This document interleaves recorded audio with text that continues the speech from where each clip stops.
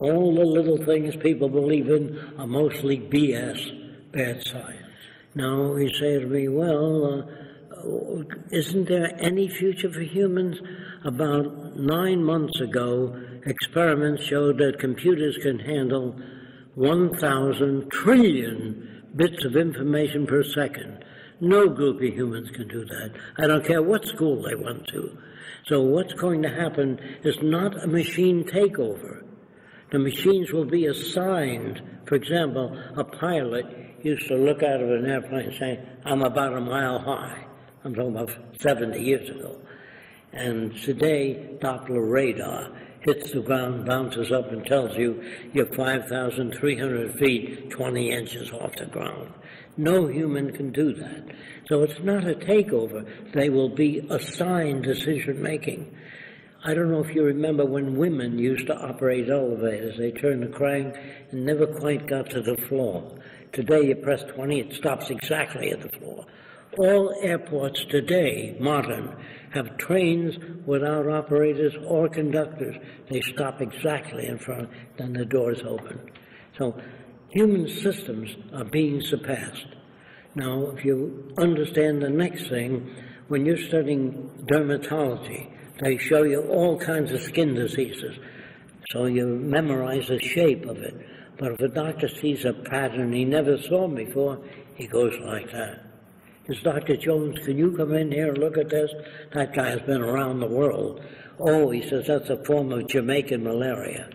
Now, that whole business of teaching people symbols and patterns, you can do that with a computer. Make a diagnostic computer in an hour and a half, and it'll scan your skin and give you the best treatment.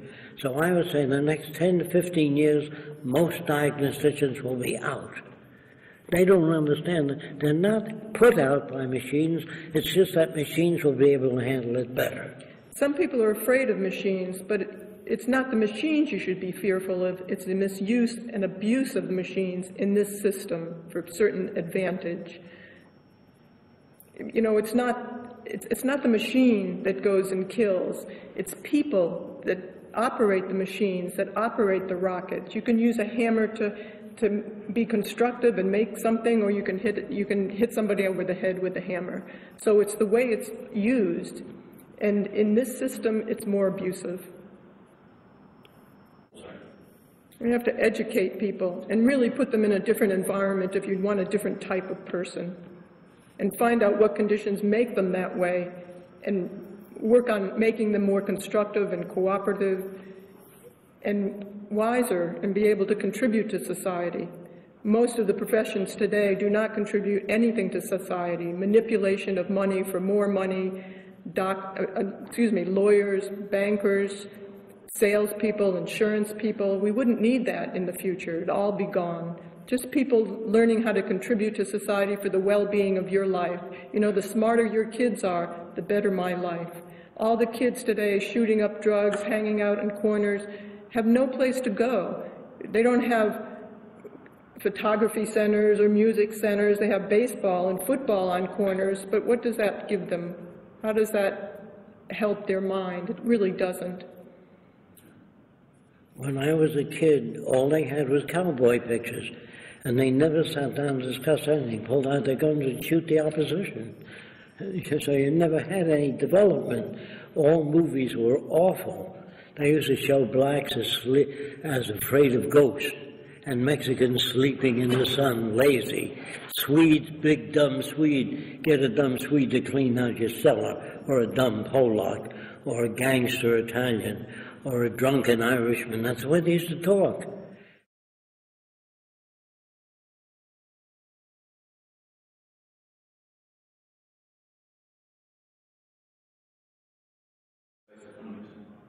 Yes, because we can grow food in salt water. There's not enough research in that.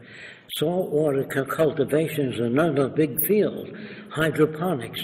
Suppose your soil is exhausted. There's soilless agriculture, air plants. We don't do enough research in that. We can drown the earth with food. We can produce, go to any big store, you'll see all kinds of products. We now have the capability of supplying all human need without a job. And if you don't do that, what will happen? Industry will automate continuously because you can get machines to work for 15, 20 cents an hour. No human can do that.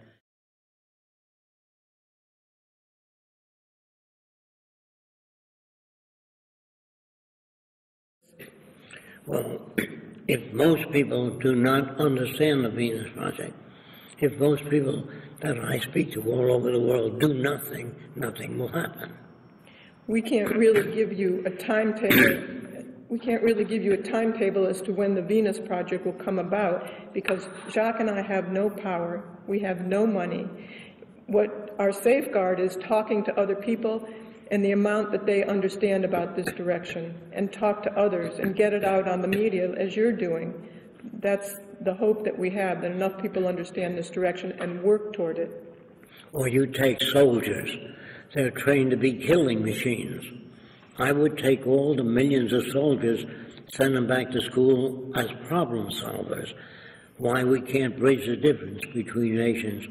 They go in, they say to bring democracy. That's not true. They go there for oil, resources, cheap labor. No country is so kind as to go in and say, how can we help you? And we do think that we can solve most of the problems in the future when we unleash the methods of science to the social system. That doesn't mean scientists running things, because scientists have the same belief system. They grow up in this system to support what's already there. They're patriotic. You can make scientists make weapons today. You can use them and abuse them for that. But in the future, they'll become multidisciplinarians. So you can't take somebody and build weapons. They would ask, what is the weapon for? What did the other country do? They would have a broader range of understanding of how we get along with one another. And scientists, remember, used to write books on why man can fly. And the early scientists, medics, did never wash their hands before surgery. So they're not always that bright. And all our schools are better equipped than ever, and the wars are getting worse. We have bombs now much more destructive than the ones dropped on Hiroshima. There's something wrong with our educational system. If people were really scientists, they'd ask questions. What makes a serial killer? Why are some men kind and some inventive, some lazy, some not? They'd study those details and get rid of the conditions that produce aberrant behavior. I don't mean force, I mean education. I believe that a serial killer is made that way by society. It isn't that I believe. I can tell you how they're made if you want to know. I believe that every murderer, every criminal is made by society. Now, I'll give you one example. There used to be a guy named Albert Fish. They believe he ate 45 children. The public wanted to tear him to pieces. A psychiatrist named Wortham said, don't kill him. I want to try to find out what made him that way. That's more important. And they found out that when he was about 7 years old, he was touching his private parts. His mother was an old-time Baptist. She said, you're going to burn in hell touching that part of your body. You will burn eternally. He scared the hell out of the kid. And the mother said at 2 in the morning he was screaming. She walked into the bedroom. He stuck needles in his genitals because he didn't want to go to hell. Do you understand that? Then he used to take minority kids in the woods and try to cut their genitals off to save them from hell. What do you think a soldier is? A guy exposed to Japanese soldiers raping women, doing terrible things, and he enlists in the army. All nations do the same thing. It's called propaganda. So I don't think that those systems are valid anymore. I can see children raised by people where they don't say, you're a Catholic, you don't play with that Lutheran, or you're a Seventh-day Adventist, you don't play with that Catholic. Parents innocently warp their children. They're not bad. I don't mean they do it intentionally. They're brought up with misinformation.